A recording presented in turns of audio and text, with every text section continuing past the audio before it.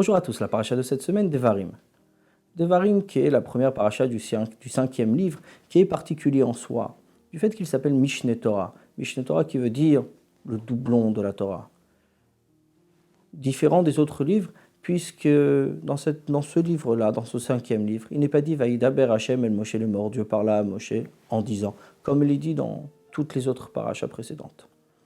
Mais c'est Moshe qui parle directement au peuple. Il s'adresse à son peuple. Il s'adresse puisque nous sommes aux portes d'Israël. Il va leur donner son dernier message, les préparer à leur nouvelle vie, la vie en Eretz Israël où ils devront travailler. Changer de vie puisque nous ne sommes plus dans le désert, mais en même temps, ils devaient aussi réprimander, prendre le message du désert, tous ces épisodes, tout ce qu'ils ont vécu dans le désert, mais aussi les étapes où ils ont trébuché dans le désert. Donc Moshe va réprimander, mais ce reproche qui est là pour construire, faire construire justement cette nouvelle vie en Eretz Israël.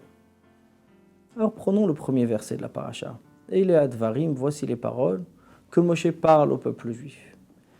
Et la Torah va nous citer des lieux, les lieux qui sont entre Molsouf, Paran, Dizahav. Alors, que sont ces lieux? Si on regarde ne serait-ce que la paracha de la semaine dernière, les 42 étapes que le peuple a traversées dans le désert sont des lieux qu'on ne voit pas, qu'on ne retrouve pas. Prenons l'exemple de Dizahav. Dizahav, c'est un lieu qu'on ne retrouve pas, on ne sait pas où il est. Pourquoi la Torah cite ce nom? Rashi nous explique Dizahav. Moshe fait allusion à l'endroit où ils ont fauté avec l'or. Oui, cette faute du veau d'or. Donc Moshe ne parle pas ici d'un lieu, mais parle bien d'un épisode. Cet épisode qui est le veau d'or où le peuple a fauté. Et ainsi tous les autres lieux cités dans la paracha, cités dans ce premier verset, ne sont pas des lieux réellement, mais des épisodes traversés par le peuple juif dans le désert. Les fautes qui ont été faites. Bien sûr, la question se pose, dans ces cas-là, s'il veut reprocher, réprimander son peuple, pourquoi ne pas le dire clairement?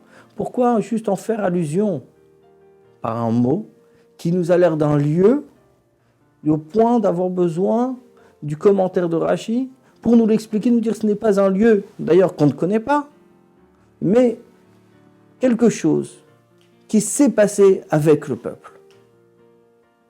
Alors bien sûr, l'explication est la suivante.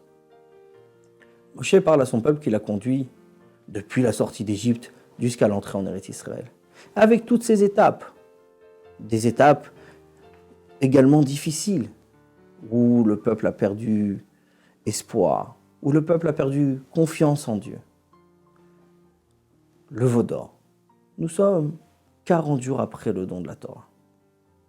40 jours après le don de la Torah au pied du mont Sinaï. Le peuple va confectionner un veau en or et proclamer Eile Elokecha Israël, voici ton Dieu, Israël. Donc Moshe reproche cette chose-là, mais ne le fait pas de manière claire.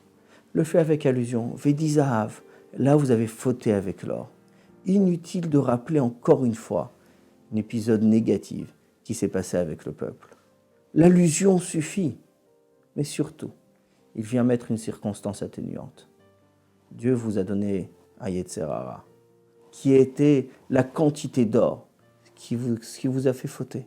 Donc, oui, vous avez fauté, oui, je vous le reproche, mais en même temps, Dieu vous l'a donné. Et si on regarde toutes les autres étapes, c'est exactement la même chose. Dieu les a fait fauter par le Yetzer Hara qu'il leur a mis. Donc, ils doivent faire attention, ils vont entrer en Eretz Israël, mais en même temps, il y a la circonstance atténuante, notre service. Mais nous devons faire attention de rester toujours attachés à Dieu. Au revoir à tous.